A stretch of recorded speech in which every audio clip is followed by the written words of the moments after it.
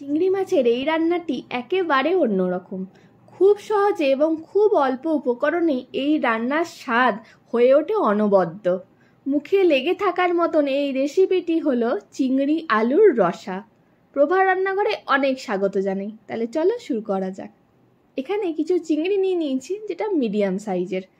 দেখতেই পাচ্ছ এটা খুব বড় নয় বা খুব কুচো চিংড়ির দলেও পড়ে না, মোটামুটি একটা ঠিকঠাক সাইজের নিয়েছি। নুন হলুদ মাখিয়ে রেখেছিলাম। তারপর এখানে নিয়ে নিচ্ছি দুটো খোসা ছাড়ানো আলু। এখানে আলুটাকে আমি আগেই ভালোভাবে ধুয়ে নিয়েছি খোসা ছাড়িয়ে। এটাকে এবার পোস্তর যেমন আলু কাটা হয় ঠিক সেইভাবেই ছোট ছোট করে কেটে নিচ্ছি। পোস্তর আলুর থেকেও যদি একটু কম ছোট হয় তাহলে আরও ভালো হয়। এখানে দুটো আলুকে আমি একইভাবে কেটে নিচ্ছি। আলুটাকে আমি এখানে সেদ্ধ করব না, দেখতেই পাচ্ছ কাটা হয়ে গেছে। এক সাইডে রেখে দিয়ে এবার বড় সাইজের একটা পেঁয়াজকে আমি ঠিক একইভাবে ডুমো করে কেটে নেব। যেমন ঠিক আলুর সাইজ হবে ঠিক তেমনই এই পেঁয়াজের সাইজও হবে। এখানে আমি একটা বড় সাইজের পেঁয়াজই কেটে নিয়েছি। ছোট সাইজের পেঁয়াজ হলে এখানে আমাকে দুটো দিতে হতো, মানে যতটা আলুর পরিমাণ ঠিক ততটাই পরিমাণে এখানে পেঁয়াজ লাগবে। এখানে সরষের তেল গরম করে নিয়েছি। এবার নুন হলুদ মাখানো চিংড়িগুলো এক এক করে দিয়ে দিচ্ছি। পুরো চিংড়িটা এখানে একবারে দিয়ে দেবো। দিয়ে এটাকে ভালোভাবে উল্টে পাল্টে খানিকক্ষণ ধরে ভেজে নেব। এখানে আমি চিংড়ির মাথাগুলো রেখেছি যাতে দেখতে ভালো লাগে, তবে তোমরা যদি চাও চিংড়ির মাথাগুলো ফেলেও করতে পারো। এখানে চিংড়ি মাছগুলো আমি খুব একটা ভাজবো না, জাস্ট উল্টে পাল্টে গায়ে কালার আসা অবধি এগুলোকে আমি খানিকক্ষণ মিডিয়াম আঁচে ভেজে নেব। চিংড়ি মাছ বেশি ভাজা হয়ে গেলে এটা ছিবড়ে টাইপের খেতে লাগে, নরম ভাবটা আর থাকে না। তার জন্য এখানে হালকাভাবেই আমি ভেজে নিচ্ছি। এখানে দেখতে পাচ্ছ কি সুন্দর গায়ে একটা কালার চলে এসেছে।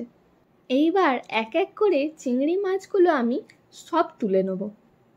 ওই একই তেলের মধ্যে ফোড়ন দিয়ে নেব তেজপাতা, শুকনো লঙ্কা, জিরে, এলাচ, দারচিনি এবং লবঙ্গ। এটাকে খানিকক্ষণ একটু ভেজে দিয়ে দেবো আগে থাকতে কেটে রাখা আলু এবং পেঁয়াজ। এটাকে একসাথেই ভালোভাবে আমি ভেজে নেব। এটা ভাজা হতে হতে আমি একটা মশলা রেডি করে নেব। তার জন্য এখানে আমি নিয়ে নিয়েছি কিছুটা আদা, রসুন এবং দুটো শুকনো লঙ্কা। এখানে আদার থেকে রসুনের পরিমাণটা একটু বেশি আছে। মিক্সির মধ্যে এটা দিয়ে সাথে একটু হলুদ দিয়ে এটাকে আমি বেটে নেব। এখানে আলু পেঁয়াজটা ভালোভাবে ভাজা হয়ে আসছে। আলুটা ততক্ষণই ভাজবো যতক্ষণ এর গায়ে হালকা একটা লালচে কালার আসবে। এখানে দেখতে পাচ্ছ আলুটা ভালোভাবে এখানে ভাজা হয়ে এসেছে। আলু এবং পেঁয়াজে দারুণ সুন্দর একটা কালার এসেছে। এখন এই সময় দিয়ে দেবো আগে থাকতে বেটে রাখা আদা, রসুন এবং শুকনো লঙ্কার পেস্টটি। সাথে দিয়ে দেবো দুটো চেরা কাঁচা লঙ্কা। এটাকে ভালোভাবে মশলার সাথে খানিকক্ষণ আমি কষিয়ে নিচ্ছি। এটাকে ভালোভাবে কষাতে হয়ে এলে অল্প তেল বেরিয়ে এলে এর মধ্যে কিছু মশলা আমি অ্যাড করে দেবো।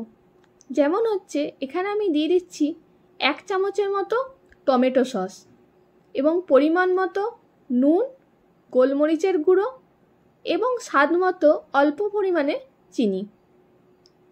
এইটা দিয়েই ভালোভাবে আমি মশলাটা খানিকক্ষণ আরও কষিয়ে নেব।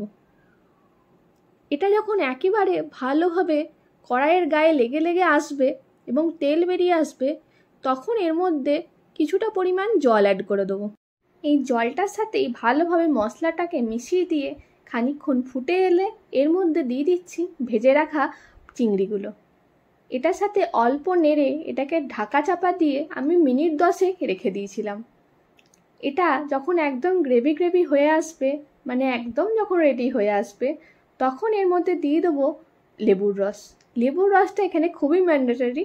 লেবুর রসটা দিলে এর একটা আলাদাই টেস্ট হয়ে আসে।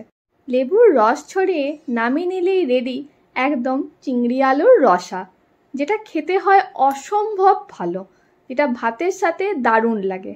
অবশ্যই রেসিপিটা একবার বানিয়ে দেখতে পারো। আমার চ্যানেলের রান্নাগুলো যদি তোমাদের ভালো লেগে থাকে তাহলে অবশ্যই একটা লাইক কমেন্ট করে জানিও। আর চ্যানেলটা সাবস্ক্রাইব করতে কিন্তু একদম ভুলো না। তাহলে দেখা হচ্ছে পরের কোনো ভিডিওতে দারুণ একটা রেসিপি নিয়ে।